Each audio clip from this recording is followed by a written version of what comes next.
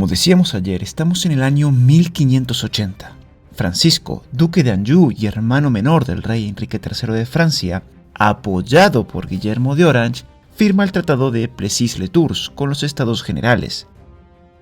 De acuerdo con este tratado, Francisco asumió el título de protector de la libertad de los neerlandeses y se convirtió en el nuevo soberano de las Provincias Unidas.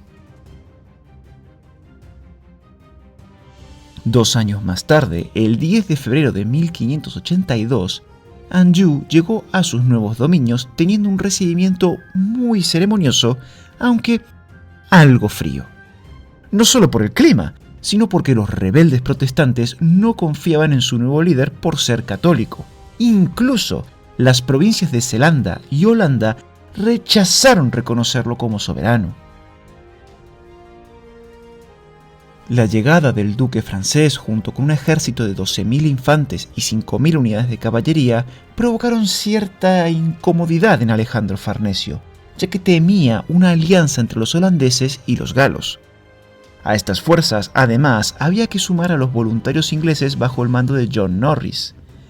Estos hombres llevaban varios años luchando por aquellas tierras. Los encontramos, por ejemplo, en acciones como la batalla de Ricmenham o en Stenwick, donde consiguieron levantar el sitio español. Sin embargo, los temores fueron poco a poco desapareciendo debido a las disputas internas entre Anjou y los Estados Generales. Además, las operaciones militares tampoco ayudaron mucho al francés. El 17 de enero de 1583 fracasó en su intento de conquistar Amberes, perdiendo 2.000 hombres. Sin embargo, consiguió tomar, entre otras tantas plazas, Dunkerque y Dendermonde.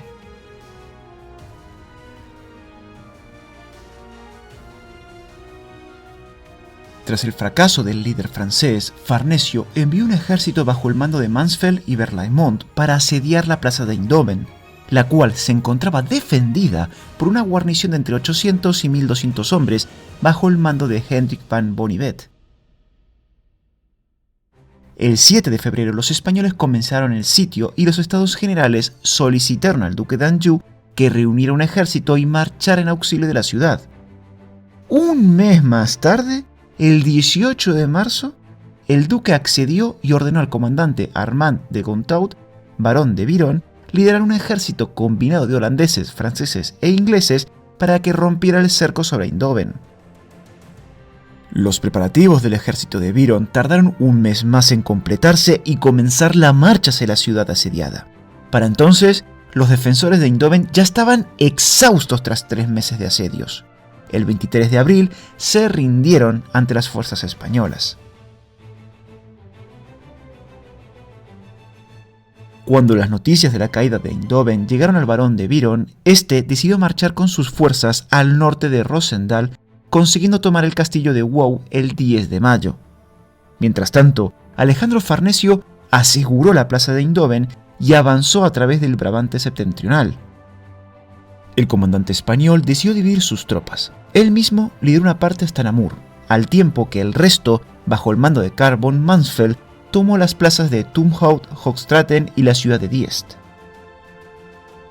Farnesio marchó buscando enfrentarse al mariscal de Biron, quien, sabiendo que el rayo de la guerra lo buscaba, decidió mover sus fuerzas a las afueras de Steenbergen, donde pensó presentar batalla. La superioridad numérica estaba del lado de las tropas combinadas lideradas por el mariscal de Biron y John Norris, pero aquello no era un problema para el genio del rayo de la guerra. El duque de Parma ordenó formar a sus piqueros en el centro de la línea con los arcabuceros y mosqueteros delante, mientras que la caballería la situó por los flancos. Por último, la artillería la ubicó en una pequeña elevación desde donde podía hacer mucho daño a los enemigos. El silencio se apoderó de aquellas tierras, hasta que fue roto por la orden de Farnesio a Hernando de Acosta, general de la artillería española, de abrir fuego. Los cañones españoles desataron una tormenta de plomo sobre los enemigos, descomponiendo sus líneas. El caos rápidamente se apoderó de las fuerzas de Biron, dando una oportunidad que Farnesio no dejó escapar.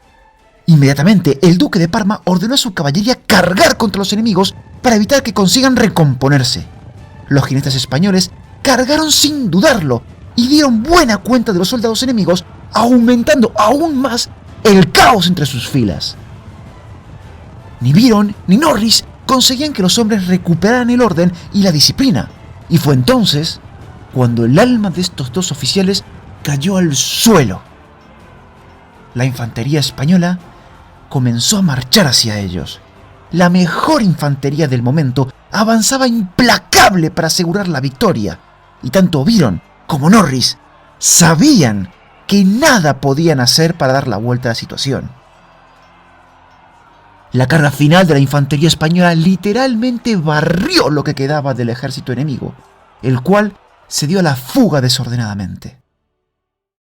Las fuerzas de Byron perdieron más de 3.000 hombres, y los españoles capturaron casi toda su impedimenta, barriles de pólvora, 36 banderas y 3 estandartes, mientras que en el bando español las bajas ascendieron a unas 400 entre muertos y heridos.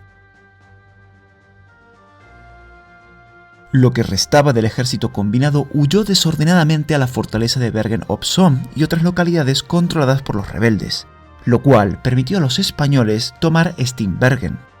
Sin embargo, los problemas de Byron no terminaron ahí, ya que la falta de pagas y las diferencias entre los soldados franceses y las tropas inglesas y neerlandesas terminaron por causar la deserción de cientos de hombres.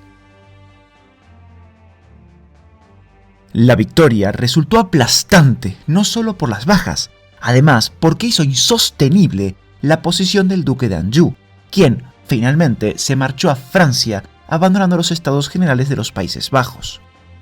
La derrota de las fuerzas combinadas y la marcha de los galos fueron golpes muy duros para los rebeldes que desacreditaron a Guillermo de Orange. Por otra parte, el avance español era imparable. En los meses siguientes, el duque de Parma tomaría varias ciudades entre las que se encontraban Newport, Brujas e Ypres.